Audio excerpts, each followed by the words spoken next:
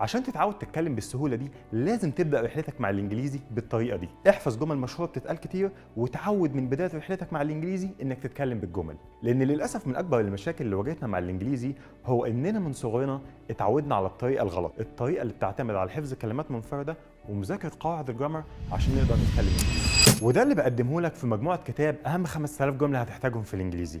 هتلاقي فيهم أكتر من 5000 جملة و40 محادثة جاهزين للاستخدام فورا، مغطين لك أكتر من 300 موضوع في اللغة، ومش أي مواضيع، دي المواضيع المهمة جدا اللي تقريبا مفيش أي محادثة بتخلو منهم، لو أنت في المواصلات، لو بتاكل، لو بتحجز في فندق، لو بتبيع وبتشتري.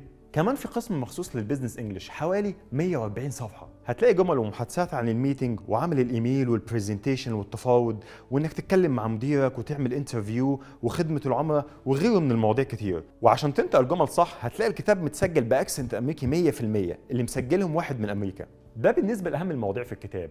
طيب لو عايز تتقن الانجليزي من A to Z زي ما بيقولوا، هتلاقي ماتيريال اضافيه ومعاها كتيب الخطه اللي بيقول لك هتذاكر ايه كل يوم وهتذاكره ازاي والمده قد ايه، وده عشان تريح دماغك تماما من اي شيء غير انك تدخل تطبق على طول. استثمر في نفسك واطلب الباكج دلوقتي وهتوصل لك لغايه البيت.